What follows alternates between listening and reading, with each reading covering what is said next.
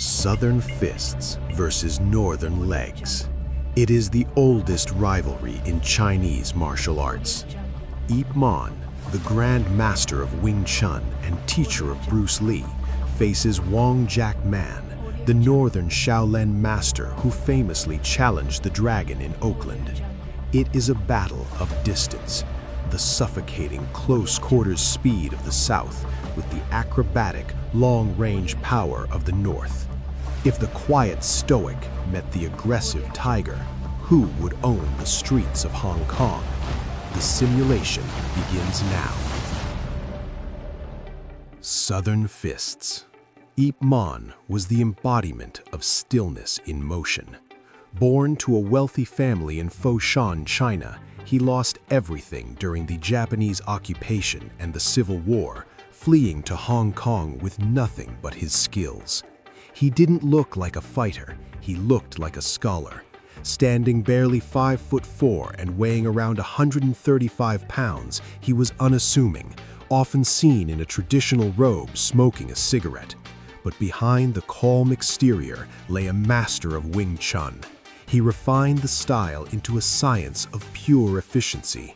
He didn't believe in wasted movement or flashy acrobatics. His philosophy was simple: control the center line, deflect the force, and strike simultaneously. He was the man who brought Wing Chun out of the shadows, teaching a generation of street fighters how to win by doing less. Wong Jack Man was a stark contrast. A master of Northern Shaolin, Tai Chi, and Xing Yi, he was a direct disciple of the Jingwu Athletic Association. While Ip Man was known for his compact hand techniques, Wong was famous for the devastating northern legs. He possessed incredible range, athleticism, and the ability to fight from a distance where most opponents couldn't touch him. History remembers him primarily for his controversial private match with Bruce Lee in 1964, a fight that remains shrouded in mystery. But beyond the controversy, Wong was a highly respected master known for his iron palm conditioning and his fluidity. He represented the grandeur of traditional kung fu, wide stances, sweeping movements, and power generated from deep-rooted positions. What legends say. If the masters of the era gathered to discuss this theoretical match, the opinions would be divided by the Yangtze River. Bruce Lee, archival context. My teacher, Master Ip, is a man of no tension. He is like water. But Wong is traditional. He fights with the long arm and the long leg. He wants to keep you out. Master Ip wants to be in your shirt. If Ip Man can bridge the gap, Wong is in trouble. But getting past Wong's kicks, that is the puzzle. Danny Nasanto. This is a classic style clash. Northern styles are beautiful, they are expansive. Wong Jack Man had excellent footwork and reach. He could retreat and strike at the same time. Ip Man is a pressure fighter, but a quiet one. He doesn't chase you, he cuts you off. It comes down to who controls the distance. 3 feet, Wong wins. 1 foot, Ip Man executes him. Donnie Yen. Playing Ip Man taught me that his power comes from structure, not muscle. Wong Jack Man is dynamic. He jumps, he spins. Ip Man barely moves his feet. It is the immovable object meeting the unstoppable force. Ip Man has the mental edge because he has nothing to prove. Wong. How did Ip Man prepare for a fight? Ip Man prepares with the wooden dummy. He isn't hitting it to break it. He is hitting it to perfect his angles. Clack, clack, clack. He conditions his forearms to be like steel bars wrapped in cotton. He focuses on Chi Sao, sticky hands. He practices blindfolded with his students, learning to feel the opponent's intention through touch before they even move. He cultivates relaxation. He knows that tension is slow. Ip Man spends hours meditating and practicing the Sunim Tao form, ensuring that when he strikes, his muscles are loose until the millisecond of impact, maximizing the whip-like snap of his inch punch. How did Wong Jack Man prepare for a fight? Wong Jack Man prepares with iron palm. He strikes bags of mung beans and gravel, hardening his hands until they are calloused weapons capable of breaking bricks. He drills his northern legs. He practices high kicks, sweep kicks, and flying kicks. He stretches for hours to ensure maximum range. He wants to be able to kick Ip Man in the head while standing out of Ip Man's punching range. He works on his Phoenix Eye fist. He targets vital points, the throat, the eyes, the solar plexus. He trains to be elusive, using large circular footwork to circle his opponent, looking for an opening to launch a long-range bombardment. Analysis.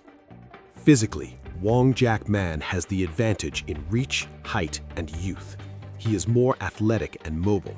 Ip Man is older, smaller, but possesses a more refined center of gravity. Technically, it's the long bridge versus the short bridge. Wong relies on keeping the fight at a distance where his kicks dominate. Ip Man relies on bridging the gap to enter the pocket where his hand speed is superior. Mentally, Ip Man is the Grandmaster. He fights with a detached stoicism. Wong Jack Man is the challenger. He fights with pride and tradition. The X factor is the trap. If Wong kicks, Ip Man doesn't block, he traps. If Ip Man can catch one of those northern legs, the fight changes instantly. Arena and fighting rules. This duel belongs on the rooftops of old Hong Kong. The arena is a tiled rooftop in Kowloon, 1960. Neon signs buzz in the background, laundry lines flap in the wind. The sound of the city traffic is far below. It's a Baymol, a private, semi-legal challenge match. The rules: no police, no referees, no rounds. The fight continues until one man yields or is knocked out. Honor rules apply. No biting, but this is a fight for supremacy. The evening wind blows across the rooftop. Ip Man stands in his classic Bai Zhang stance, weight on the back leg, front hand extending along the center line.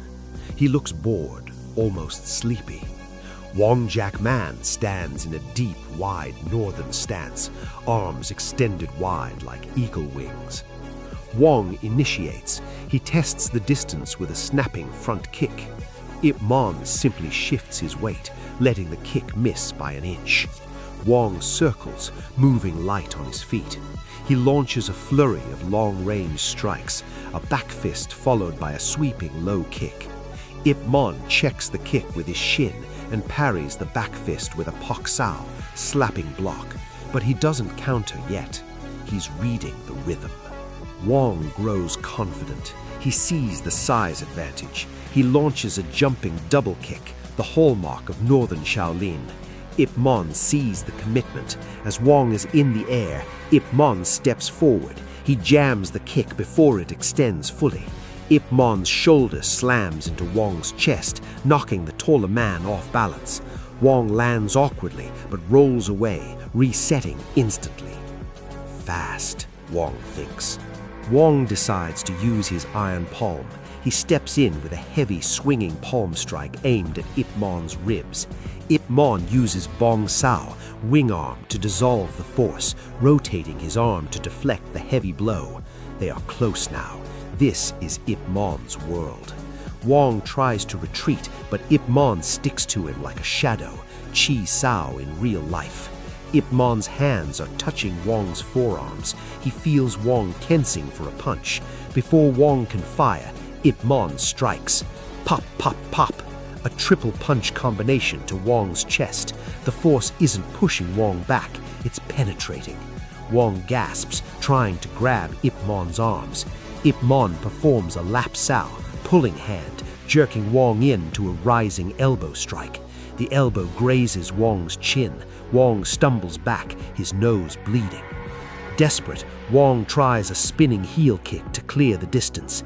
Ip Man doesn't duck. He steps in again, catching Wong's leg on his shoulder. Ip Man sweeps Wong's standing leg. Wong clashes to the tiled roof. Ip Man stands over him. He raises his fist for the final devastating punch to the grounded opponent. The fist stops 1 inch from Wong Jack Man's nose. The cigarette in the ashtray nearby is still burning. Ip Man holds the pose for a second, then opens his hand and offers it to Wong. Wong Jack Man looks at the hand, then up at the calm face of the Grandmaster. He accepts the help and stands up, bowing deeply. Wong had the range and the power, but he made the fatal mistake of trying to overwhelm Ip Man. Wing Chun was designed specifically to borrow that overwhelming force and return it.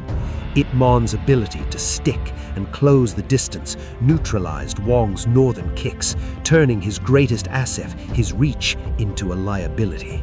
The winner, by submission and superior control, Ip Man. It's your turn. The South defeats the North, proving that in close quarters, precision beats power. But was this simulation accurate? Could Wong Jack Man have kept Ip Man away with his kicks if the roof was larger? We want to hear your analysis in the comments. And who challenges the Grandmaster next? Do we simulate the student versus the teacher? Bruce Lee versus Ip Man? Or do we go cross-discipline? Ip Man versus Muhammad Ali? Subscribe to Legacy Untold, turn on notifications, and remember, don't fight force with force.